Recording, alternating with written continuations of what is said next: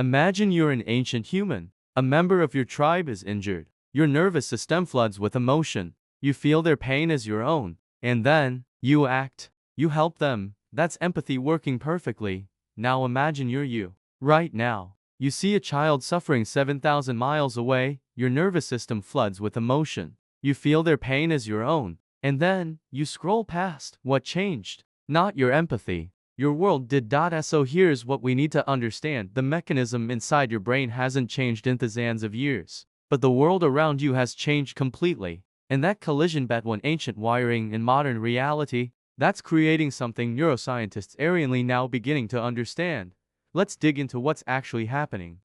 You feel pain right now. Not physical pain, emotional pain. You saw someone hurt today, or you scrolled past a tragedy, or you heard about suffering happening somewhere in the world. And your body responded. Your chest tightened. Your stomach dropped. You felt it as if it were happening to you. But here's what's strange, that pain you felt. Your ancestors almost never experienced it. Not because they were cruel, but because they couldn't. They didn't have access to the suffering of thousands of people every single day. They only knew the pain of people within a few miles of where they lived. And their brains were built for that world. Today, your empathy has no limits. And it's destroying you. The mechanism is real. In 1992, neuroscientist Vittorio Galeazzi discovered mirror neurons, brain cells that fire both when you perform an action and when you watch someone else perform it. When you see someone touch a hot stove, the same neurons activate in your brain as if your hand were burning. You don't just understand pain. You simulate it. This is the foundation of empathy.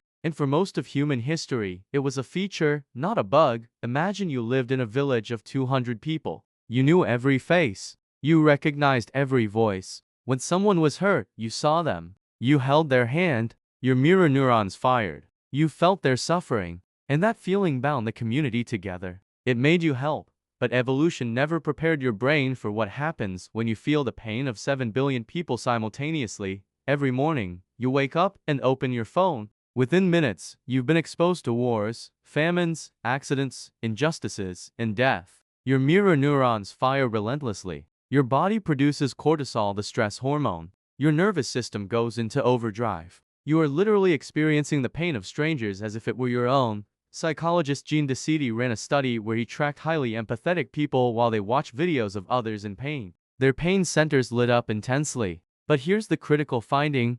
Their decision-making areas actually decreased. They felt more, but they did less. They were paralyzed by empathy. This is the empathy trap.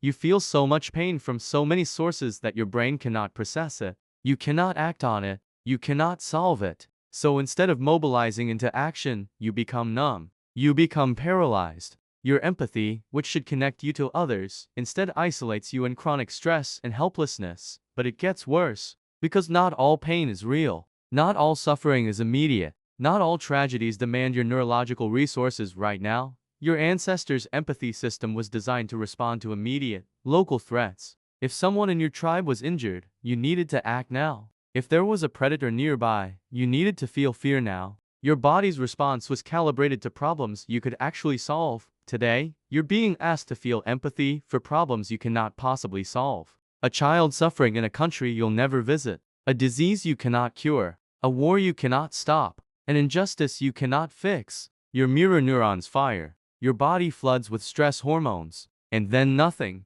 You can do nothing. Researcher Paul Bloom calls this empathy bias. When you're overwhelmed by the suffering of distant others, you actually become less capable of helping the people closest to you. You become less patient with your family. You become less present with your friends. Your nervous system is stuck in chronic threat response, reacting to pain you cannot solve. Tanya Singer at the Max Planck Institute discovered something even more troubling. When people are exposed to too much empathy, they don't become more compassionate. They become more callous. Their brains develop empathy fatigue. The neurons stop firing as intensely. The feeling dulls. You scroll past another tragedy and feel nothing. Not because you're bad, but because your empathy system has burned out.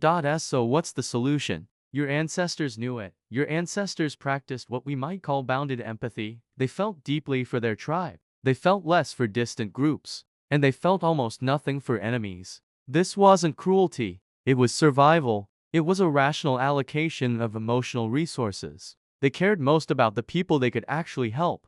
This doesn't mean you should stop caring about distant suffering. It means you need to be intentional about where you direct your empathy. You need to choose. You need to decide which causes matter most to you, which communities you will genuinely commit to helping, and then you need to turn off the fire hose of global tragedy, close the news app, mute the notifications, stop doom scrolling, not because the suffering isn't real, but because your finite empathy needs to be directed toward the people and problems where you can actually make a difference. Your ancestors felt pain too, but they felt it for a reason. They felt it for the person in front of them, for the child who needed feeding, for the neighbor who needed help. They felt empathy, and then they acted. The empathy trap isn't that you feel too much. It's that you feel too much for too many people you can never actually help. And in trying to save the world, you lose the ability to save the people right in front of you. Tonight, when you pick up your phone, you'll have a choice. You can open the news app and feel the weight of global suffering, or you can put the phone down and call someone you love.